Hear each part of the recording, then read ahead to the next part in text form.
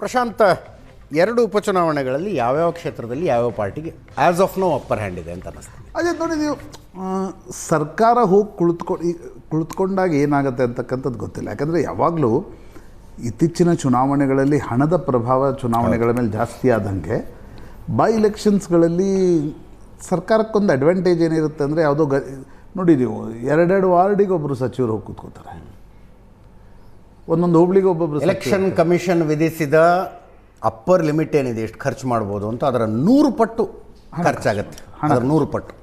ಹಾಗಿರುವಾಗ ಮತ್ತು ಇನ್ನೊಂದು ಸರ್ಕಾರದ ಏನು ಮಾಡ್ತದೆ, ಕೇಂದ್ರ ಸರ್ಕಾರ ಯಾಕೆ ರಿಫಾರ್ಮ್ಸ್ ತರೋದಿಲ್ಲ? What are they doing?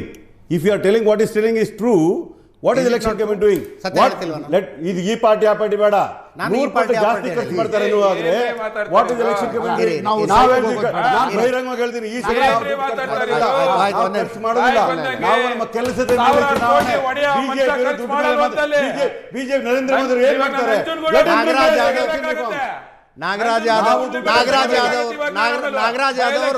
ನಿಮಿಷ ರೀ, ನಾವು ದುಡ್ಡು ಮಾಡೋದಿಲ್ಲ, ನಾಗರಾಜ್ ಯಾದವ್ ಕೆಲಸದ ಮೇಲೆ ಮತ ಕೇಳ್ತೇವೆ, ನಾಗರಾಜ್ ಯಾದವ್ ಬರ್ತೀವಿ, 2 ಕ್ಷೇತ್ರ ಗೆಲ್ತೇವೆ, ಗೆಲ್ತೇವೆ. ನಾಗರಾಜ್ ಯಾದವ್ ಅವರ ಒಂದು ನಿಮಿಷ ರೀ ರೇ ನಾಗರಾಜ್ ಯಾದವ್ ಅವ್ರು ತಾವು ಮಾತಾಡ್ತಾ ತಾವೇ ನಗ್ತಿದಾರ, ತಮ್ಮ ಮಾತಿಗೆ ತಾವೇ ನಗ್ತಿದಾರ ಅವರು. ಇಲ್ಲ ಇಲ್ಲ, ನಾವು ಜಾಸ್ತಿ ಖರ್ಚು ಮಾಡೋದಿಲ್ಲ ಅಂತಾರೆ ನಗ್ತಾರ ಅವರು. ಪ್ಲೀಸ್ ಪ್ಲೀಸ್ ಕರ್ನಾಟಕದಿಂದ ದುಡ್ಡು ಎತ್ಕೊಂಡು ಇವರು ಇದು ಎಸ್ ಕಾರ್ಪೊರೇಷನ್ ತಗೊಂಡೋಗಿ ನ್ಯಾಚುರಲಿ ಸರ್ಕಾರ ಇದ್ದಾಗ ನಿಮಗೆ ಆಶ್ವಾಸನೆಗಳನ್ನು ಜಾಸ್ತಿ ಕೊಡ್ಬೋದು. ರಸ್ತೆಗಳು ಮಾಡಿಸ್ತೀವಿ, ಇತ್ತೀಚೆಗೆ ದೇವಸ್ಥಾನಗಳನ್ನು ಕಟ್ಟೋದು, ಸಮುದಾಯ ಭವನ, ಇದೆಲ್ಲ ನಡೆಯುತ್ತೆ. ಹೀಗಾಗಿ ಸರ್ಕಾರಕ್ಕೊಂದು ನಿಶ್ಚಿತವಾಗಿರ್ತಕ್ಕಂಥ ಅಡ್ವಾಂಟೇಜ್ ಇರುತ್ತೆ. ಬಟ್ ಈ ಚುನಾವಣೆ ನನಗನ್ಸುತ್ತೆ, ಸೊಂಡೂರು, ಚನ್ನಪಟ್ಟಣ ಮತ್ತು ಶಿಗ್ಗಾವಿನ ಚುನಾವಣೆಗಳು ಬೇರೆ ಇದ್ವು.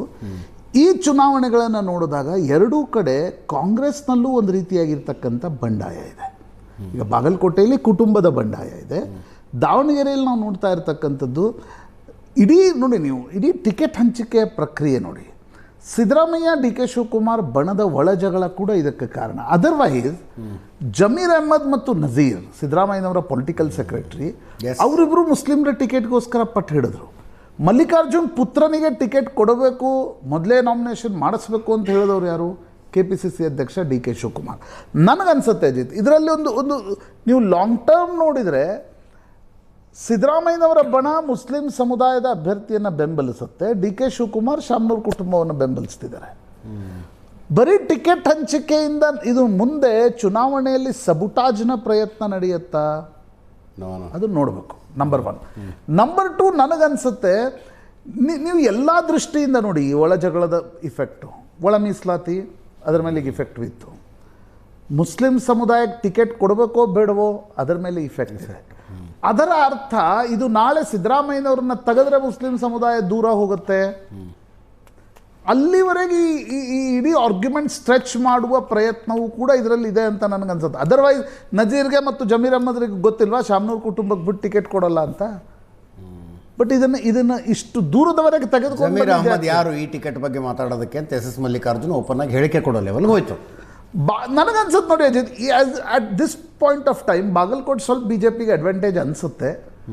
ಬಟ್ ಸರ್ಕಾರ ಇರೋದ್ರಿಂದ ಅಲ್ಲಿ ಇಡೀ ಸರ್ಕಾರ ಹೋಗಿ ಕುಳಿತಾಗೇನು, ದಾವಣಗೆರೆ ಕಾಂಗ್ರೆಸ್ಸಿಗೆ ಅಡ್ವಾಂಟೇಜ್ ಅನಿಸುತ್ತೆ. ಬಟ್ ಸೋಷಿಯಲ್ ಮೀಡಿಯಾ ಕಾಲದಲ್ಲಿ ಮುಸ್ಲಿಂ ಯುವಕರು ಏನಾದರೂ, ಆಗಲೇ ವಿಶ್ಲೇಷಣೆಕಾರರು ಹೇಳದಂತೆ 20-25 ಸಾವಿರ ವೋಟ್ ಹೊಡೆದ್ರೆ your margin will be 5,000 to 6,000. ಆಗೇನಾಗುತ್ತೆ ಯು ಡೋಂಟ್ ನೋ. ಎಸ್, ದಾವಣಗೆರೆಗಿಂತ ಬಾಗಲಕೋಟೆ ನಿಮ್ಗೆ ಅಡ್ವಾಂಟೇಜಸ್ ಇದೆ ಇದ್ದಿದ್ರಲ್ಲಿ ಆಸ್ ಆಫ್ ನೋ. ಅಲ್ಲ, ನೀವು Bagalkote, but once again Bagalkote ಸಿದ್ದರಾಮಯ್ಯನವರ ಪರ್ಸನಲ್ ಸ್ಟೇಕ್ ಇದೆ ಅಲ್ಲಿ. ಅಲ್ಲ, ಪರ್ಸನಲ್ ಸ್ಟೇಕ್ ಇದೆ, ಕುರುಬ ಸಮುದಾಯದ ಅಭ್ಯರ್ಥಿ. ಹೌದು. ಅಲ್ಲ, ಅವರು ಬಾದಾಮಿನಲ್ಲೇ ಚುನಾವಣೆ ಸೋತರು ಜನರಲ್ ಎಲೆಕ್ಷನಲ್ಲಿ. ಉತ್ತರ ಕರ್ನಾಟಕದಲ್ಲಿ ನಿಂತ್ಕೊಂಡಾಗ ಅದು ನೋಡಿದಿರ ಆಲ್ರೆಡಿ, ಕರ್ನಾಟಕ ಜನ ಆಯ್ತಲ್ಲ. ಜೊತೆಗೆ ನೀವು ಬಾಗಲಕೋಟೆಯಿಂದ ತಗೊಂಡ್ರೆ ಕಳೆದ ಬಾರಿ ಚುನಾವಣೆಯಲ್ಲಿ ಮೇಟಿ ಅವರು ಗೆದ್ದಿದ್ದು ಐ ಥಿಂಕ್ 4,500-5,000 ಮಾರ್ಜಿನ್ ಇಂದ ಅಷ್ಟೇ.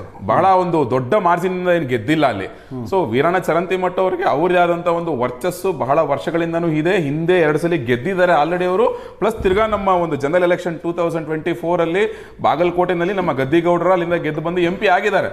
ಸೊ ಅಲ್ಲಿ ನಮಗೆ ಡೈರೆಕ್ಟ್ ಆಗಿ ಗೆಲ್ಲುವಂತ ಸಂಪೂರ್ಣ ವಿಶ್ವಾಸ ಇದ್ದೇ ಇದೆ. ಜೊತೆಗೆ ದಾವಣಗೆರೆ ಅಂತ ಬಂದಾಗ್ಲೂ ಅಷ್ಟೇನೆ ಅಲ್ಲಿ ನಾನು ಆಗ್ಲೇ ಹೇಳ್ದಂಗೆ ಒಂದು ಪರಿಶಿಷ್ಟ ಪಂಗಡದ ಅಭ್ಯರ್ಥಿಯವರು ಸಾಮಾನ್ಯ ಕಾರ್ಯಕರ್ತ, ತಿರ್ಗಾ ದಾವಣಗೆರೆ ಜಿಲ್ಲೆ ಉಪಾಧ್ಯಕ್ಷ ಆಗಿದ್ರು ಅವರು, ತಿರ್ಗಾ ನಮ್ಮ ಬಿಜೆಪಿ ST ಮೋರ್ಚಾದ ರಾಜ್ಯ ಉಪಾಧ್ಯಕ್ಷರು ಆಗಿದ್ದಾರೆ ಅವರು. ಅವರೇನು ಹೊಸಬ್ರಲ್ಲ ದಾವಣಗೆರೆಗೆ, ಅಥವಾ ಹೊಸ ಮುಖ ಹೊಸ ಫೇಸ್ ಅಲ್ಲ. ಅಲ್ಲಿ ತಿರ್ಗಾ ಹರಿಹರ ದಾವಣಗೆರೆ ಡೆವಲಪ್ಮೆಂಟ್ ಅಥಾರಿಟಿ ಅಧ್ಯಕ್ಷರು ಕೂಡ ಆಗಿದ್ರು ಅವರು. ಈಸ್ ಎ ನೋನ್ ಪರ್ಸನ್ ಆಯ್ತಲ್ಲ. ತಿರ್ಗಾ ಸ್ವಲ್ಪ ಡೌನ್ ಟು ಅರ್ತ್ ಇದ್ಕೊಂಡು ಸ್ವಲ್ಪ ಕಡಿಮೆ ವಿಸಿಬಿಲಿಟಿ ಕಾಣಿಸಿರ್ಬೋದು ಅನ್ನೋದು ಬಿಟ್ರೆ ಮತ್ತೇನು ಇಲ್ಲ. ಖಂಡಿತವಾಗೂ ಎರಡೂ ಕ್ಷೇತ್ರಗಳಲ್ಲಿ ನಾವು ಕಾಂಗ್ರೆಸ್ಸನ್ನ ಸೋಲಿಸ್ತೀವಿ. ಬೈ ಎಲೆಕ್ಷನ್ ರೂಲಿಂಗ್ ಪಾರ್ಟಿ ಗೆಲ್ಲೋ ಪಾಸಿಬಿಲಿಟಿ ಜಾಸ್ತಿ ಇದೆ ಅನ್ನೋದು ಬಿಟ್ಟರೆ ಮತ್ತೇನಿದೆ. ದುಡ್ಡು ಖರ್ಚು ಪ್ರಶಾಂತ್ ಅವರು ಹೇಳಿದ್ದನ್ನ ನಾನು ಒಪ್ತೇನೆ. ಕೇಳಿ, ದಾವಣಗೆರೆಯಲ್ಲಿ ಕನಿಷ್ಠ ಪಕ್ಷ 20,000 ಮೇಲೆ ಗೆಲ್ತೇವೆ. ಈ ಬಾಗಲಕೋಟೆಗೆ ವಿಚಾರ ಬಂದಾಗಲೂ ಕೂಡ ಒಂದು 15,000 ಓಟಿಂದ ಗೆಲ್ತಕ್ಕಂಥ ಎಲ್ಲ ಚಾನ್ಸ್ಗಳು ಇರ್ತಕ್ಕಂಥದ್ದು. ಬೈ ಎಲೆಕ್ಷನ್ಗಳು ನಮ್ಮ ಫೇವರ್ ಆಗಿ ಯಾವಾಗಲೂ ಇರ್ತೇವೆ ರೂಲಿಂಗ್ ಪಾರ್ಟಿ ವಿಚಾರದಲ್ಲಿ. ಮೂರನೇದೇನಂತಂದ್ರೆ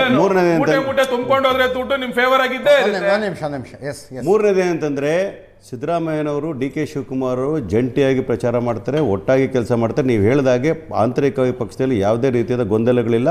ಅಲ್ಪಸಂಖ್ಯಾತರ ಟಿಕೆಟ್ ಕೊಡಬೇಕಾಗಿತ್ತು, ನೀವು ಹೇಳಿದಾಗೆ ಕೊಡಬೇಕಾಗಿತ್ತು. ಯಾಕಂದರೆ ಅವರ ಜನಸಂಖ್ಯೆ ಜಾಸ್ತಿಯಲ್ಲಿ ಕೇಳ್ತಕ್ಕಂಥದ್ದು, ಸಹಜವಾಗಿ ಕೇಳ್ತಕ್ಕಂಥದ್ದು. ಈ ಕೊಡದೇ ಇರ್ಬೋದು, ಕಾಂಪನ್ಸೇಟ್ ಮಾಡಲಿಕ್ಕೆ ಏನು ಮಾಡಬೇಕು ಸರ್ಕಾರದಲ್ಲಿ ಕ್ರಮಗಳನ್ನು ಕೈಗೊಳ್ತಾರೆ. ಯಾವತ್ತೂ ಕೂಡ ಅಲ್ಪಸಂಖ್ಯಾತರನ್ನಾಗಲಿ ಬಹುಸಂಖ್ಯಾತರಾಗಲಿ ಬಿಟ್ಟು ಮಾಡ್ತಕ್ಕಂಥ ಪ್ರಸಂಗ ನಮ್ಮಲ್ಲಿ ಇಲ್ವೇ ಇಲ್ಲ. ಎರಡೂ ಕ್ಷೇತ್ರದಲ್ಲಿ ಖಂಡಿತವಾಗ್ಲೂ ನಾವು ಗೆಲ್ತೇವೆ. ಒಂದು ಕಡೆ ಬೈ ಎಲೆಕ್ಷನ್ ಅಂತಕ್ಕಂಥ ವಿಚಾರ, ಇನ್ನೊಂದು ಕಡೆ ನಾವು ನುಡಿದಂತೆ ನಡ್ಕೊಂಡಿರ್ತಕ್ಕಂಥವ್ರು ಇಂಪ್ಲಿಮೆಂಟ್ ಮಾಡಿರ್ತಕ್ಕಂಥ ಈ ಸಲ ಗ್ಯಾರಂಟಿಗಳು ನೋಡಿ ನಮಗೆ ಮೊದಲಿಗಿಂತ ಜಾಸ್ತಿ ಪರ್ಸೆಂಟೇಜ್ ಬರ್ತದೆ. 46 to 50% ಓಟ್ ನಾವು ಪಡ್ಕೊಳ್ತೀವಿ ಇಲ್ಲಿ ನಮ್ಮ ಬಾಗಲಕೋಟೆಯಲ್ಲಿ. ಇದರೊಂದಿಗೆ ಇವತ್ತಿನ ಲೆಫ್ಟ್ ರೈಟ್ ಅಂಡ್ ಸೆಂಟರ್ ಮುಗಿಸ್ತಾ ಇದ್ದೀವಿ. ನೇರ ದಿಟ್ಟ ನಿರಂತರ ಸುದ್ದಿಗಾಗಿ ನೋಡ್ತಾ ಇರಿ ಏಷ್ಯಾನೆಟ್ ಸುವರ್ಣ.